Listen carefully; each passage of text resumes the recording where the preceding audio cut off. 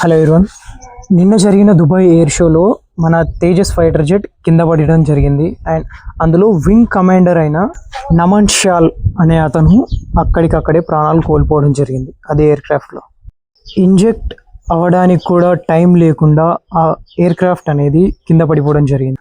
News cover చేస్తున్న క్రమంలో ఒక పాకిస్తానీ జర్నలిస్ట్ ఏమన్నాడు అంటే,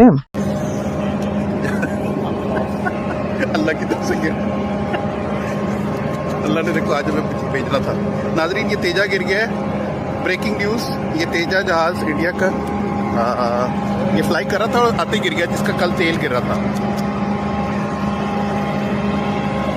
चुकला वीडियो बनाया ना बना रहे. नाजरीन, ये तेजा जहाज़ जो कि अभी दुबई एयर शो में चल रहा था, ये देखिए इसकी ये नीचे गिर गया.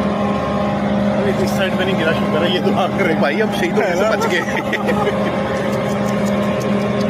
వాళ్ళ గాడ్ని తలుచుకుంటూ నవ్వుతున్నాడు. లిటరలీ వాడు ఎలా నవ్వుతున్నాడు అంటే, ఈవెన్ వాళ్ళ ఎయిర్ క్రాఫ్ట్స్ హెవీ క్రాష్ కాలేదు అని చెప్పుకుంటూ వాడు నవ్వుతున్నాడు. పాకిస్తాన్ ఆల్రెడీ స్టార్ట్ చేసింది, ఇండియన్ ఎయిర్ క్రాఫ్ట్స్ ఇలానే డిజైన్ చేస్తారు వాళ్ళు. అండ్ వాళ్ళ ఫైటర్ జెట్ అయిన JF-17 ఫైటర్ జెట్ ఏదైతే ఉందో అది పాకిస్తాన్ అండ్ చైనా కలిపి చేయడం జరిగింది. మీరు తయారు చేసిన JF-17 ఫైటర్ జెట్ ఏదైతే అంటున్నారో జస్ట్ మీది ఫ్లాగ్ మాత్రమే, అది మేడ్ ఇన్ చైనా, అది అందరికీ తెలుసు.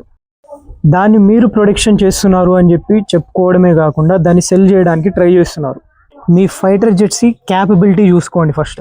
మీ ఫైటర్ జెట్స్ మీరు సొంతంగా తయారు చేయలేకపోతున్నారు, బట్ ఇండియా తన ఫైటర్ జెట్స్ని తయారు చేసి అది ఎంత స్మూత్గా కర్వ్స్ తీసుకుంటుందో మీరు అలా ట్రై చేసి చూడండి. సింగిల్ టర్న్ కూడా మీ ఫైటర్ జెట్ అనేది స్మూత్గా తీసుకోలేకపోతుంది. ఒక పనికి రాని ఫైటర్ జెట్ని మీరు మీ ఫ్రెండ్లీ నేషన్స్కి డీల్గా ఇవ్వాలనుకుంటున్నారు. మీలాంటి వాళ్ళని ఏమంటారు? మరి అలాంటి వాళ్ళని ఏమంటారో కింద కామెంట్ సెక్షన్లో కామెంట్ చేయండి.